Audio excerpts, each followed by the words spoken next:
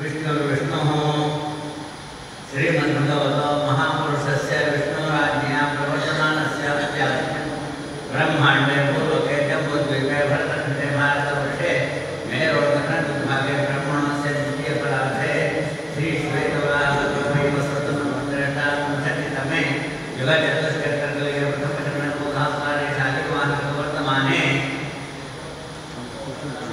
सौवर्णामसंवत्सरस्य उत्तरायणे शिशिरऋतुमाघमासे कृष्णपक्षे तिथौ त्रयोदश्यां भगवात्रयोगविशेषण विशिष्टायां शुभप्रणीयतिथौ श्रीसाम्बसदाशिव प्रेरणया श्रीसाम्बसदाशिवप्रीत्यर्थे सर्वेषां स्वागतस्तुमहागणानां क्षेमस्थैर्य शुभजयानन्दादि आयुरारोग्यैश्वर्याभिवृद्ध्यर्थं धर्मार्थकाममोक्ष चतुर्दपुण्यपुरुषार्थसिद्ध्यर्थं श्री शिवरात्रिपुण्यपर्वणि तृतीययाम पूजा करिष्ये।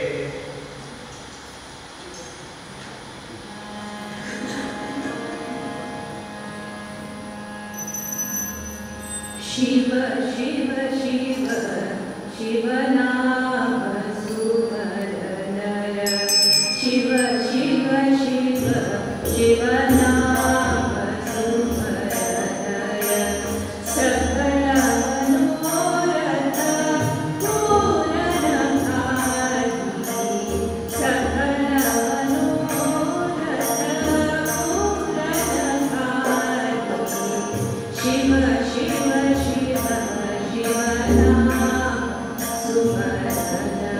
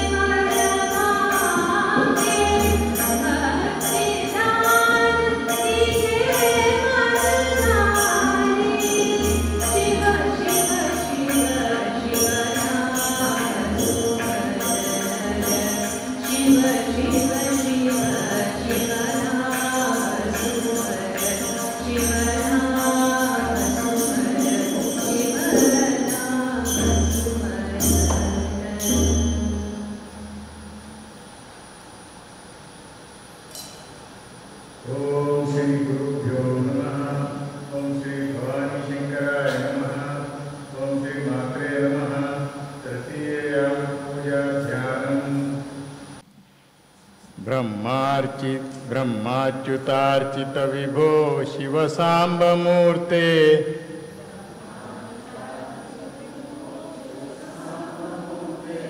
सर्वज्ञ सर्वसुखदायक लक्ष्मणाढ्ये क्षणाढ्ये लिंगेत्र चिन्मणिमये मदनुग्रहार्थम् लिंगेत्र चिन्मणिमये मदनुग्रहार्थम् भक्तैकलभ्य भगवन् कुरु सन्निधानम् भक्तैकलभ्य भगवन् कुरु सन्निधानम् ध्याये नित्यं महेशं रजतगिरिनिभं ध्याये नित्यं महेशं रजतगिरिनिभं चारुचन्द्रावतंसं चारुचन्द्रावतंसं रत्नाकल्पोज्ज्वलाङ्गं परशुमृगवर रत्नाकल्पोज्ज्वलाङ्गं परशुमृगवर अभीतिहस्तं प्रसन्नम् अभीतिहस्तं प्रसन्नं पद्मासीनं समन्तास्तुतममरगणैः पद्मासीनं समन्तास्तुतममरगणैः व्याघ्रकृत्तिं वसानं व्याघ्रकृत्यं वसानं विश्वाद्यं विश्ववन्द्यं निखिलभयहरं विश्वाद्यं विश्ववन्द्यं निखिलभयहरं पञ्चवक्त्रं त्रिनेत्रं पञ्चवक्त्रं त्रिनेत्रम् ॐ श्री भवानी शंकराय नमः। ध्यानं समर्पयामि। आवाहनं ये हि गौरीश पिनाकपाणे गौरीशपिनाकपाणे शशाङ्कमौले वृषभाधिरूढ शशाङ्कमौले वृषभाधिरूढ देवादिदेवेश महेश नित्यम् देवादिदेवेश महेश नित्यं ग्रहाणपूजां भगवन्नमस्ते। ग्रहाणपूजां भगवन्नमस्ते। ॐ श्री भवानी शंकराय नमः। आवाहनं समर्पयामि। आसनं विश्वात्मने नमस्तुभ्यं विश्वात्मने नमस्तुभ्यं चिदंबरनिवासिने चिदंबरनिवासिने रत्नसिंहासनं चारु रत्नसिंहासनं चारु ददामि करुणानिधे। ददामि करुणानिधे। ओम श्री भवानी शंकराय नमः। आसनार्थे पुष्पं समर्पयामि। पाद्यं नमः शर्वाय सोमाय नमः शर्वाय सोमाय सर्वमंगलहेतवे सर्वमंगलहेतवे तुभ्यं संप्रददे पाद्यं संप्रददे पाद्यं श्रीकैलासनिवासिने श्रीकैलासनिवासिने। ओम श्री भवानी शंकराय नमः। पादयो पाद्यं समर्पयामि। अर्घ्यम् अनर्घफलदात्रे च शास्त्रे वैवस्वतस्य च शास्त्रे वैवस्वतस्य च तुभ्यमर्घ्यं प्रदास्यामि। तुभ्यमर्घ्यं प्रदास्यामि द्वादशान्तनिवासिने द्वादशान्तनिवासिने। ओम श्री भवानी शंकराय नमः। हस्तयोरर्घ्यं समर्पयामि।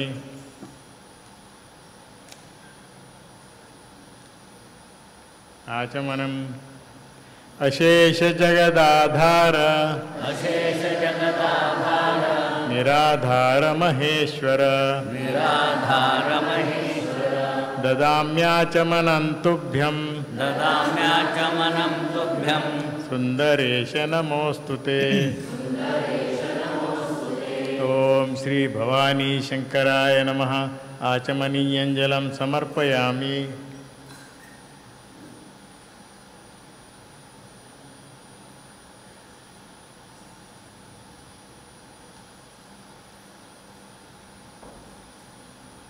स्नानं गङ्गाक्लिन्नजटाभार गङ्गाक्लिन्नजटाभार सोम सोमार्धशेखर सोम सोमार्धशेखर नद्यानीरैः समानीतैः नद्यानीरैः समानीतैः स्नानं कुरु महेश्वर स्नानं कुरु महेश्वर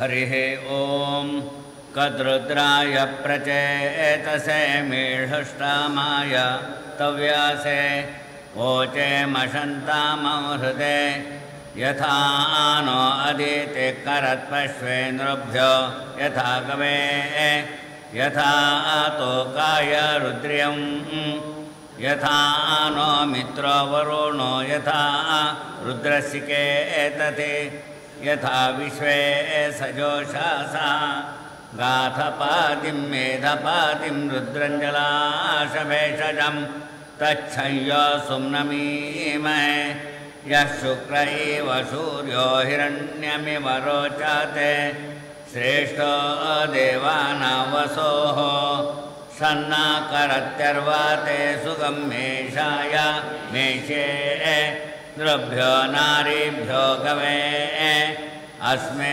सोमश्रियमभिषेः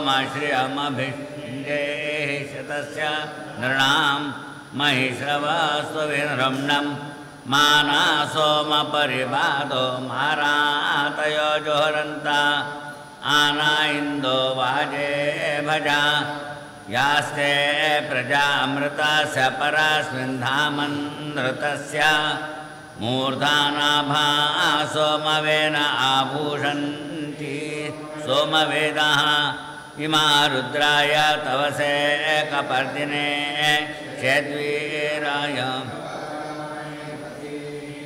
यथा शमसा द्विपदे चतुष्पदे विश्वं पुष्टं ग्रामे अस्मिन्नानातुरं मृळानो रुद्रोतनो मया स्कृते चेद्वीराय नमसा विधेमते यच्छञ्च योषमनुराये जे पिता तदा श्याम तव रुद्र प्रणीतिशो अस्यामाते सुमतिदेव यज्ञया चेद्वीरस्य तव रुद्रमीढ्वा सुम्नायन्निद्विषो अस्माकमाच रारीषवीराजुहवामते हविः त्वेषं वयं रुद्रं यज्ञसाधं मङ्कुं कविमवासे निवहायामहे आरे अस्मद्दैवं हेळो अस्य तो सुमतिमिद्वयमस्यां वृणीमहे दिवो वाराहमारुषं कापर्दिनो द्वेषं रुद्रं नमसा निवहा हस्ते द्विभ्राद्भेषजा वार्याणि शर्म वर्म छर्दिरस्मभ्यं यंसता इदं पित्रे मरुतामुच्यते वच स्वादो स्वादीय रुद्राय वर्धानं रास्वाचनोऽमृतमर्थभोजानन्त्वने तोकायतनयायम्ला मानो महान्तमुतमानो मानौक्षन्तमुतमानावक्षितं मानो अवधे पितरं मोतमातरं माना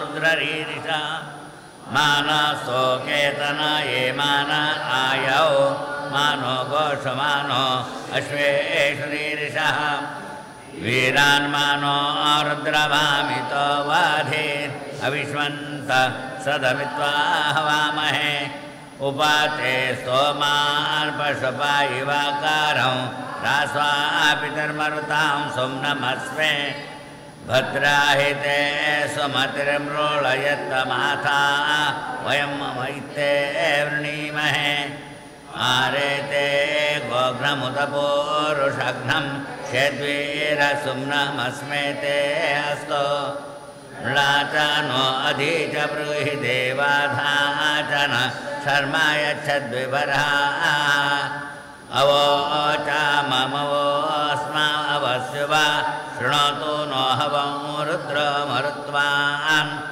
तन्नो मित्रो वरुणो मामहन्ता मदेति सिन्धो पृथिवी उतद्योः आते पितर्मरुतां सुम्नमे त्वमान सूर्यास सदृशो युयोथा अभिनो वीरो अर्वातिक्षमेत प्रजाये महिरुद्रप्रजाभिः त्वादत्तेभिरुद्रशन्तामेभिशतं हिमा अशीयभेषजेभिः व्यास्मद्वेषो वितरं व्यौहो विमीवाश्रातयस्व विशोचिः श्रेष्ठो जातस्य रुद्रश्रियासि तवस्तामस्तवसां वज्रबाहो वर्षेण पारमं वास स्वस्ति विश्वा अभीते रपासो योधि मात्वा रुद्रचुकृधा मानवोभिर्मादुष्टो ते वृषभमा सहोते उन्नो वीराम् अर्पय भेषजेभिर्निःप्रासन्त्वामुर्मिश्रां शृणोमि हवेमभिर्हवते योभिर्भे स्तोमेभे रुद्रन्दीशिया रुदोदरा स्वहवमानो अस्य बभ्रो शिशुप्रो अरीतनन्वनायै उन्माममन्दवृषभमरुत्वान्त्वक्षीयसा वयसा नाधमानं गृणीवच्छायामारपाशीया विवासेयो रुद्रस्य सुम्नं वासते रुद्रं लया गुर्हस्थो यो अस्ति भेषजो अपभर्तारवसो दैवेस्यान्वीनुमा वृषभचक्षमीथाः पभब्रवे वृषभायाश्वती चे महोमहिषो श्रुतिभिरयामि नमस्याकल्मलेकिनं नमोभिर्गृणीमसे द्वेषं रुद्रस्य नाम स्थिरेभिरङ्गे पुररूपा उग्र बभ्र शुक्रेभिः विषे हिरण्यैः ईशानादस्य भुवनस्य भूरेर् रुद्राय सूर्यम् अर्हन् विवर्षेसाय कायतन्वार्हं निष्कम्याजत विश्वरूपम् अर्हन् निदन्दायते विश्वमभ्वं नवावोजीय रुद्र तदास्ते स्तुष्टृतङ्गातसदयुवानं मृगन्न भीम मोपहत्नमुग्रं म्राजरित्रे रुद्रस्वानोन्यन्ते अस्मनिवापन्तु सेनाः कुमारश्चेत्पितरं वन्दामानं प्रतीनाना मर्द्रोपयन्तौ भूरेर्दातारं सत्पातिङ्नीशे स्तुतश्चजाराश्यस्मे अवो मारुतशुभ्रिर्याभिषन्ताम वृषणो यामायो भो यानि मनरवरो नीतामितानस्ताशञ्चयोश्च रुद्रस्य संशि परिणो हेते रुद्रस्य वृद्धा परित्वेषस्य भगवाद्भ्यस्तनुष्वमीढ्वा स्तोकायतनायाय मृळाम् एवा बाभो वृषभचेकितान् यथा देव नरुषेणांसे हमनशृण्णो रुद्रे हबोधिबृहद्वादेम विदते सुवीराः तमोष्टह्यसुषसुधन्वाय विश्वासक्षयात् वेषजस्य यक्ष्वा महेशो मनसाय रुद्रनमोभिर्देवमसोरन्धुवस्य इमा रुद्राय स्थिरधन्वने गिराः क्षिप्रेषा वै देवाय स्वधाम्ने अष्टाळाय सामानाय वेदसे तिग्मायुधाय भरता शृणोतु नः सहिक्षयेन क्षम्य स जन्मानः साम्राज्येन स्य चेताति वन्नवन्ति रूपानो दुरष्टानमिव रुद्रजासो न भव आते स्मयाचरते परिसाव्रोणक्तुनः सहस्रन्ति स्वपिवातभेषजा माता शोकेशो तनयेषु रीरिषः मानो वधे रुद्रमायासि नूनं प्रसीतौ विलितस्य आनो भजबर्हिषे जीवसंशे यूयं पात स्वस्तिभिः सदा नः सोमा रुद्राधारे तामसूर्यां प्रवाभिष्टयोषां दमे दमे सप्तयत्नाददाना सन्नो भूतन् द्विपदे चतुष्पदे सोमा रुद्रां विवाह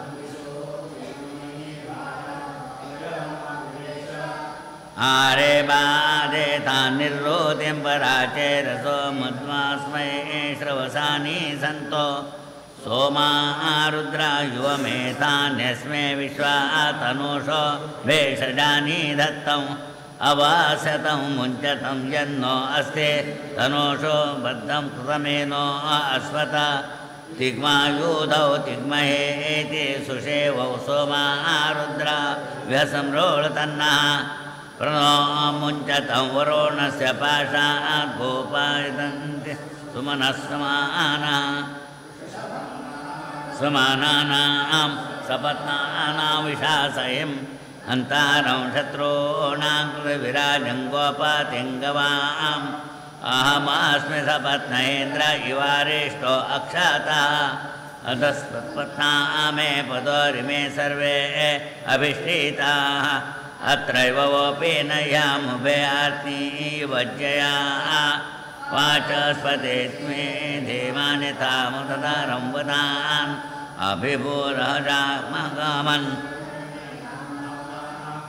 आवसित्तमावो वृतमावोऽहं समीतिन्दते योगक्षेमन्न आदायाहं भूय समुत्तमावो मूर्धानामक्रमीम् अधस्वदान्म उद्वादयत मण्डूकायोदका मण्डूका उदका दीवा ॐ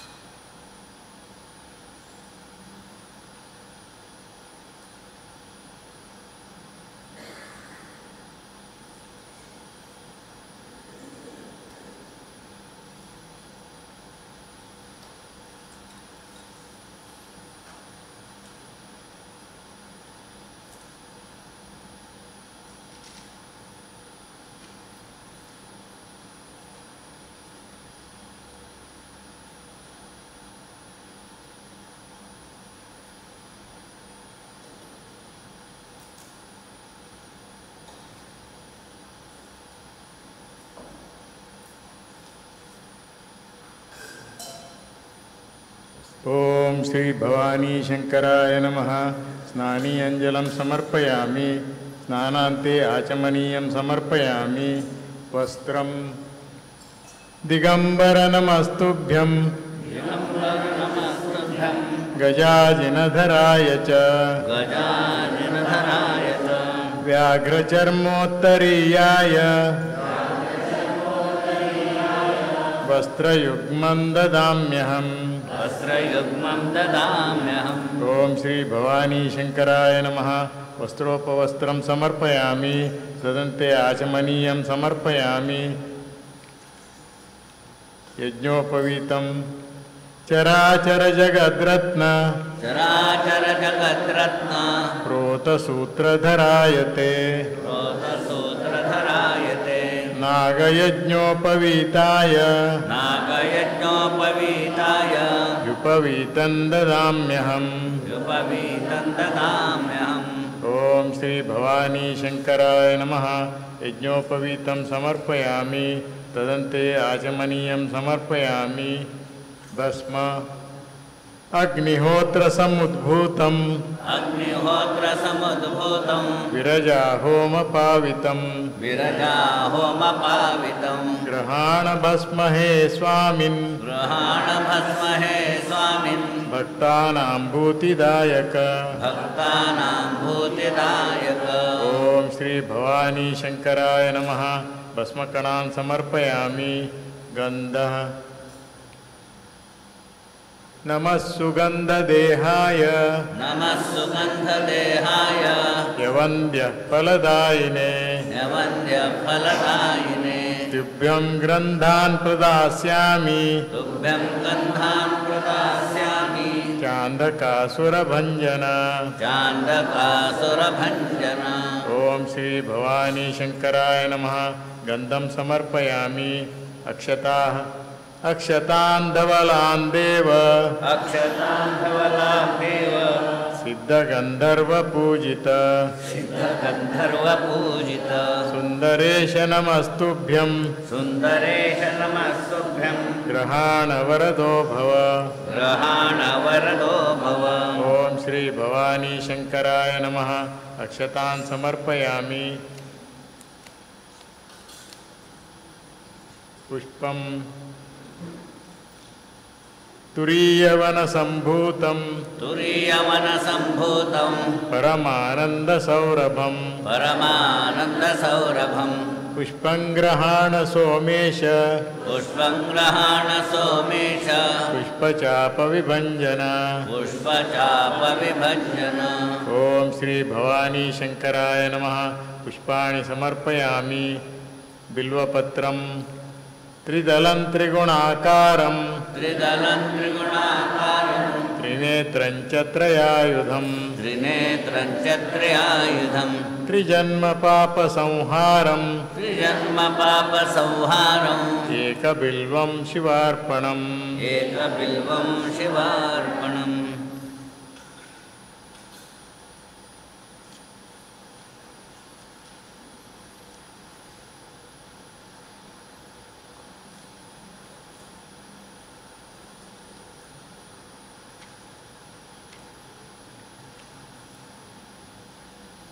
ओम श्री दक्षिणामूर्ति अष्टोत्तर शतनामावल्या सहित बिल्वार्चने विनियोगः।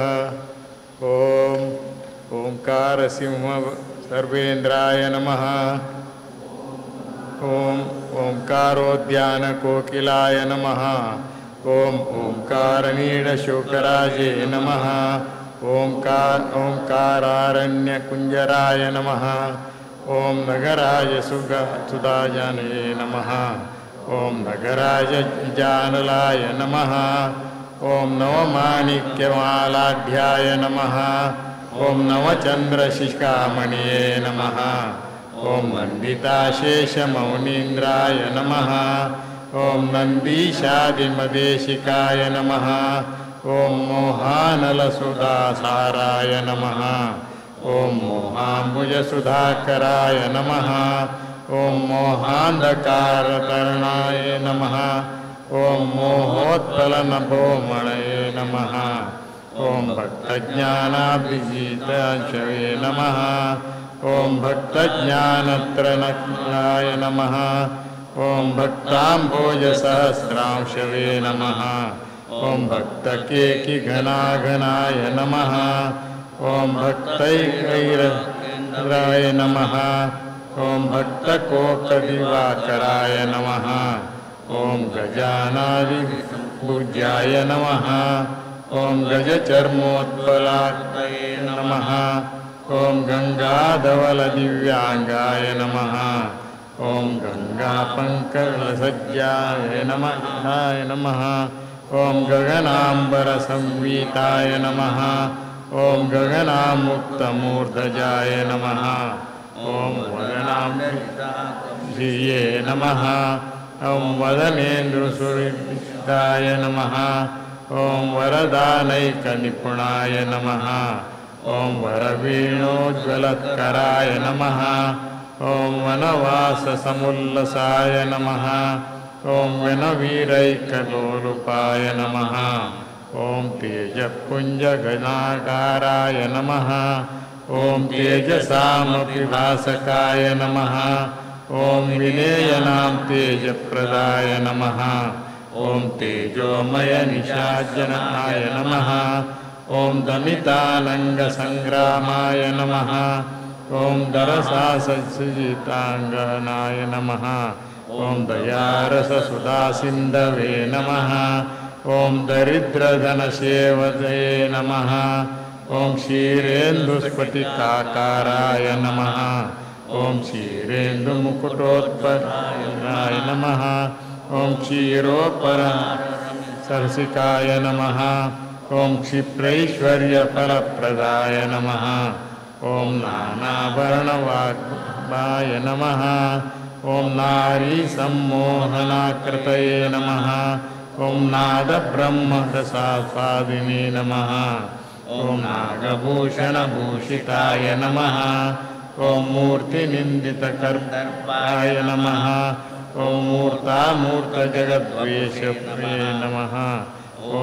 मूलज्ञानतमोभानवे नमः ॐ मूर्तिमत्कल्पपादपाय नमः ॐ तरुणादित्यसन्ताशाय नमः ॐ तन्त्रीवादनतत्पराय नमः ॐ तरुमूलैकनिलयाय नमः ॐ तप्तजाम्बूनप्रदाय नमः ॐ तत्त्वपुस्तोलसत्प्राणये नमः ॐ तपनोजनाय नमः ॐ यमसन्नुतसत्कीर्तये नमः ॐ यमसंयमसंयुक्ताय नमः ॐ यतिरूपधराय मौनिने नमः ॐ यतेन्द्रोपास्य विग्रहाय नमः ॐ मन्दारहाररुचिराय नमः ॐ मदनायुतसुन्दराय नमः ॐ मन्दस्मितलसत्वक्त्राय नमः ॐ मधुराधरपल्लवाय नमः ॐ मञ्जीरमञ्जुपादाब्जाय नमः ॐ मणिपट्टोलसत्तट्कटे नमः ॐ हस्ताङ्कुरितचिन्मुद्राय नमः ॐ हठयोगपरोत्तमाय नमः ॐ हंसजभ्याक्षरमालाढ्याय नमः ॐ हरिद्राद्यपादुकाय नमः ॐ मेरुशृङ्गतटोल्लासाय नमः ॐ मेघश्याममनोहराय नमः ॐ वेदाङ्कुरालवाग्याय नमः ॐ मेधापक्वफलद्रुमाय नमः ॐ धार्मिकान्तर्गुहावासाय नमः ॐ धर्ममार्गप्रवर्तकाय नमः ॐ नामत्रयनिजारामाय नमः ॐ धर्मोत्तममनोरथाय नमः ॐ प्रबोधहारदीपुष्ये नमः ॐ प्रकाशितजगत्प्राप्तये नमः ॐ प्रज्ञात्यन्तसिद्धाञ्जाय नमः ॐ प्रज्ञामणिवस्त्राय नमः ॐ ज्ञानानन्तरभासात्मने नमः ॐ ज्ञातज्ञानदिव्याय नमः ॐ ज्ञानज्ञातैकदिव्यांगाय नमः ॐ ज्ञात्रज्ञादिकाय नमः ॐ प्रपद्मपारिजाताश्रयाय नमः ॐ प्रणतार्त्याभिधाय नमः ॐ भूतानां भूताय नमः ॐ प्रपञ्चहितकारकाय नमः ॐ यत्तत्त्वमसि संवेद्याय नमः ॐ यज्ञेशात्मवैभवाय नमः ॐ यज्ञादिदेवतामूर्तये नमः ॐ यजमानवपुर्धराय नमः ॐ छत्राधिपतिविश्वेशाय नमः ॐ छत्रचामरसेविताय नमः ॐ छन्दस्यादित्रिपुणाय नमः ॐ छत्राट्टादिपूरकाय नमः ॐ स्वाभाविकसुखैकात्मने नमः ॐ स्वामिभूतिकरोत्तरे नमः ॐ स्वाराज्यसम्पदक्षाय नमः ॐ स्वात्माराममहामतये नमः ॐ हाटकाभयकाजूटाय नमः ॐ हासोदस्तारिमङ्गलाय नमः ॐ हालाहालोज्ज्वलाय नमः ॐ हार्दग्रन्थविमोचकाय नमः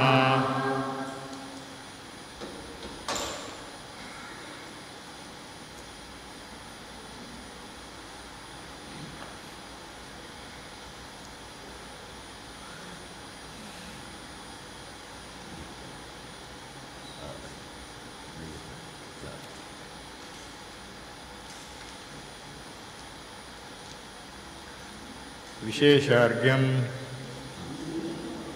ॐ शर्वाय क्षितिमूर्तये नमः ॐ भवाय जलमूर्तये नमः ॐ रुद्राय अग्निमूर्तये नमः उग्राय वायुमूर्तये नमः ॐ भीमाय आकाशमूर्तये नमः ॐ ईशानाय सूर्यमूर्तये नमः ॐ महादेवाय सोममूर्तये नमः ॐ पशुपतये यजमानमूर्तये नमः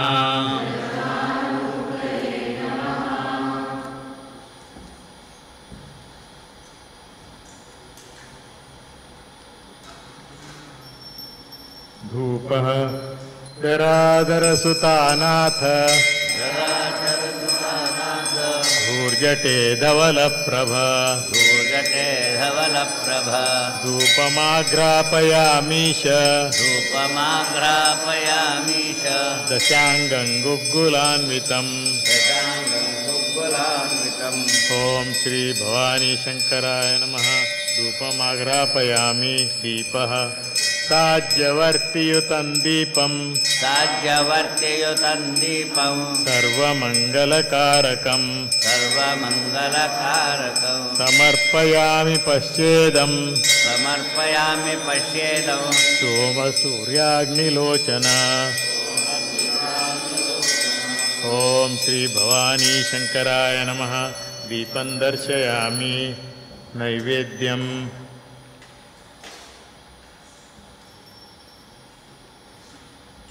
हस्तौ प्रक्षाल्य नैवेद्यं पुरतस्थाप्य गायत्र्या सम्प्रोक्ष्य तुलसीदलै आच्छाद्य नैवेद्यं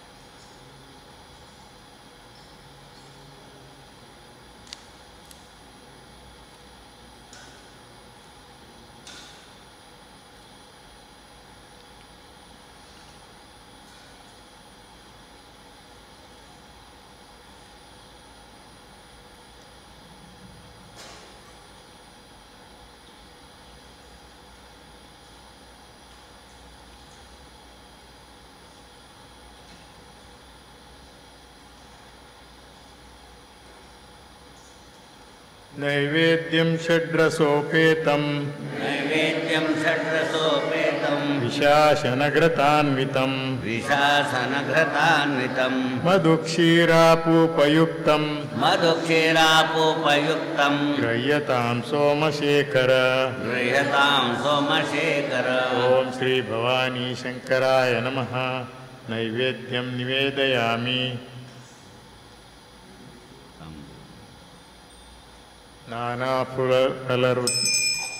ऋतुफलानि च समर्पयामि। ताम्बूलं नागवल्लीदलैपूगैः नागवल्लीदलैपूगैः नानाचूर्णैश्च संयुतं नानाचूर्णैश्च संयुतं नागेन्द्रहारताम्बूलं नागेन्द्रहारताम्बूलं मुखामोदं च गृह्यताम्। ओम श्री भवानी शंकराय नमः। मुखशुद्ध्यर्थं ताम्बूलं समर्पयामि। दक्षिणा धनदाधिपदेवेश धनदाधिपदेवेश दक्षिणा द्रव्यमुत्तमं दक्षिणा द्रव्यमुत्तमं यथाशक्ति मया दत्तं यथाशक्ति मया दत्तं गृह्यतां वृषभध्वज। गृह्यतां वृषभध्वज। ओम श्री भवानी शंकराय नमः। सांगता सिद्ध्यर्थं हिरण्यगर्भदक्षिणां समर्पयामि।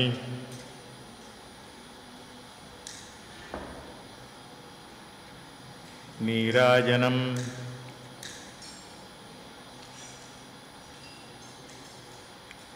वंदे देवमुमापतिं सुरगुरुं वन्दे देवमुमापतिं सुरगुरुं वंदे जगत्कारणं वन्दे जगत्कारणं वंदे पन्नगभूषणं मृगधरं वन्दे पन्नगभूषणं मृगधरं वंदे पशूनां पतिं वन्दे पशूनां पतिं वंदे सूर्यशशाङ्कवह्निनयनं वन्दे सूर्यशशाङ्कवह्निनयनं वंदे मुकुन्दप्रियं वन्दे मुकुन्दप्रियं वंदे भक्तजनाश्रयं च वरदं वन्दे भक्त वंदे शिवं शङ्करं शान्तं पद्मासनस्थं शशधरमुकुटं शान्तं पद्मासनस्थं शशधरमुकुटं पञ्चवक्त्रं त्रिनेत्रं पञ्चवक्त्रं त्रिनेत्रं शूलं वज्रं च खड्गं परशुमभयदं शूलं वज्रं च खड्गं परशुभमविदं दक्षिणाङ्गे वहन्तं दक्षिणाङ्के वहन्तं नागं पाशं च घण्टाण्डमरुकसहितं नागं पाशं च घण्टाण्डमरुकसहितं साङ्कुशं वामभागे साङ्कुशं वामभागे नानालङ्कारदीप्तं स्फटिकमणिनिभं पार्वतीशं नमामि। पार्वतीशं नमामि।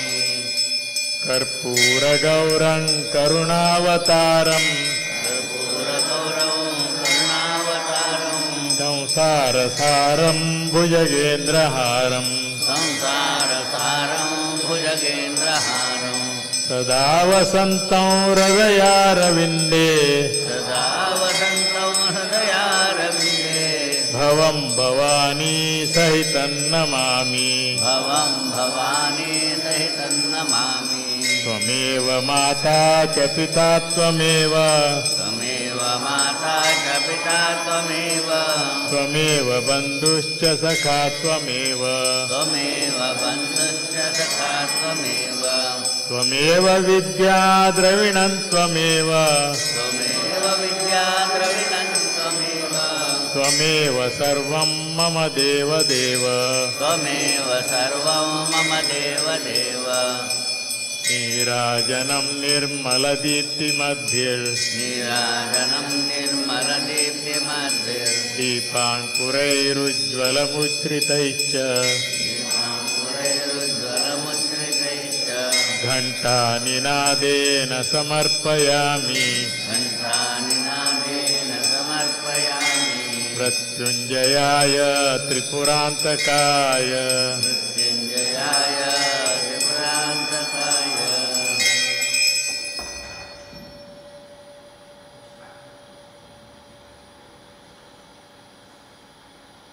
ओम श्री भवानी शंकराय नमः। नीराजनं दर्शयामि, तदन्ते जलारार्तिकं समर्पयामि।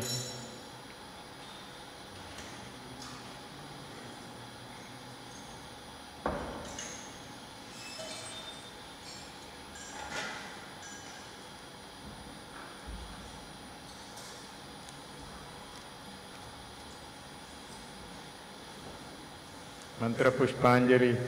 हर विश्वाखिलाधार हर विश्वाखिलाधार निराधार निराश्रय निराधार निराश्रय पुष्पांजलिं गृहाणेश पुष्पांजलिं गृहाणेश सोमेश्वर नमोस्तुते। सोमेश्वर नमोस्तुते। ओम श्री भवानी शंकराय नमः।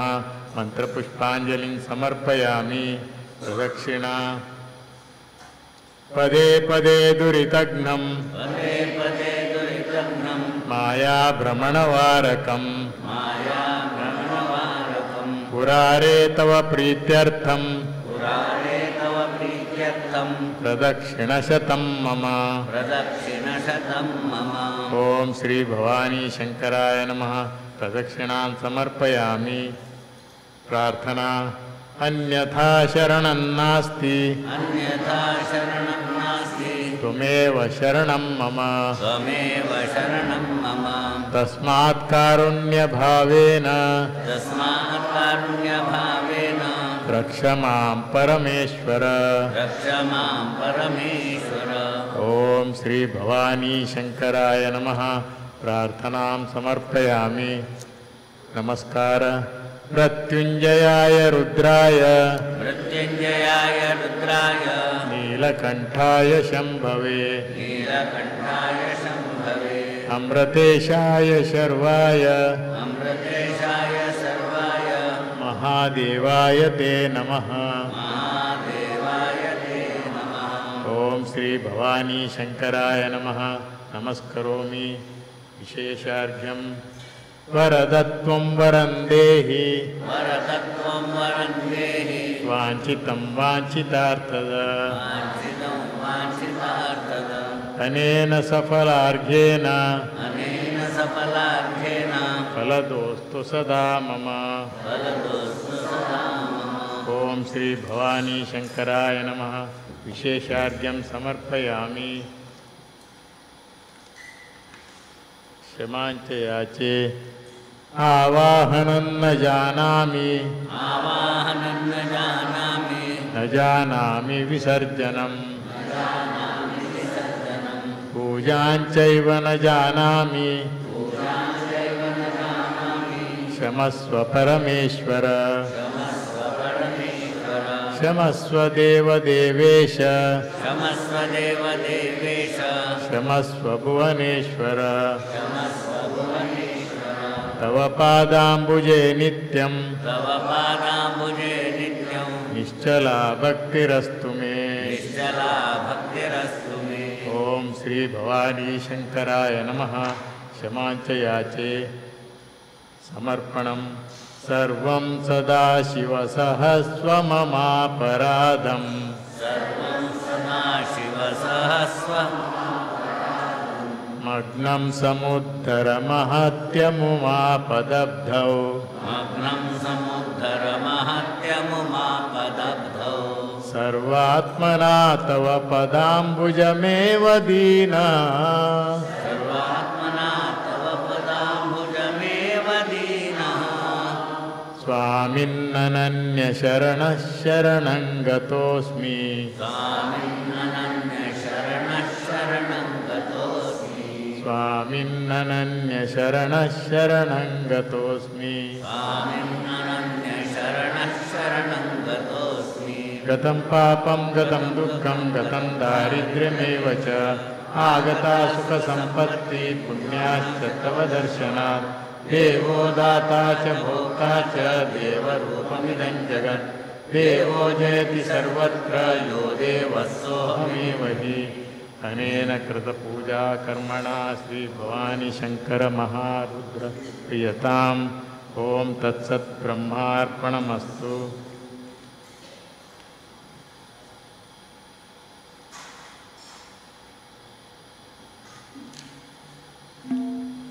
श्री दारिद्र्यधन शिवस्तोत्रम्। विश्वेश्वराय विषकण्ठविभूषणाय कर्णामृताय शशिशेखरकारणाय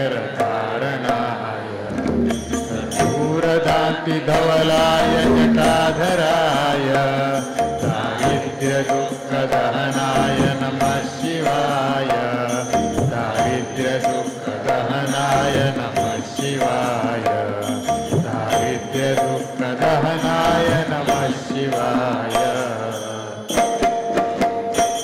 गौरीप्रियाय रजनीशकलाधराय कालान्तकाय भुजगाधिपकङ्कणाय कुञ्जाधराय गजराजविमर्दनाय दारिद्र्यदुःखदहनाय नमः शिवाय दारिद्र्यदुःखदहनाय नमः शिवाय भक्तिप्रियाय भवरोगभयापहाय उग्राय दुर्गभवसागरतारणाय ज्योतिर्मयाय गुणनामसुपूजिताय दारिद्र्यदुःखदहनाय नमः शिवाय दारिद्र्यदुःखदहनाय नमः शिवाय चर्माम्बराय शवभस्मविलेपनाय आलेक्षणाय फणिकुण्डलमण्डिताय मञ्जीरपादयुगलाय जटाधराय दारिद्र्यदुःखदहनाय नमः शिवाय दारिद्र्यदुःखदहनाय नमः शिवाय पञ्चाननाय फणिराजविभूषणाय हेमांशुकाय भुवनत्रयमण्डिताय आनन्दभूमिवरदाय नटेश्वराय दारिद्र्यदुःखदहनाय नमः शिवाय दारिद्र्यदुःखदहनाय नमः शिवाय भानुप्रियाय भवसागरतारणाय कालान्तकाय कमलासनपूजिताय नेत्रत्रयाय शुभलक्षणलक्षिताय दारिद्र्यदुःखदहनाय नमः शिवाय दारिद्र्यदुःखदहनाय नमः शिवाय रामप्रियाय रघुनाथवरप्रदाय नाथप्रियाय नरकार्णवतारणाय पुण्येषु पुण्यभरिताय सुराचिताय दारिद्र्यदुःखदहनाय नमः शिवाय दारिद्र्यदुःखदहनाय नमः शिवाय मुक्तेश्वराय फलदाय गणेश्वराय वीरप्रियाय वृषभेश्वरवाहनाय मातङ्गचर्मवसनाय महेश्वराय दारिद्र्यदुःखदहनाय नमः शिवाय दारिद्र्यदुःखदहनाय नमः शिवाय कृतं स्तोत्रं सर्वरोगनिवारणं त्रिसन्ध्यं यः पठेत् नित्यं स हि सर्वमवाप्नोति।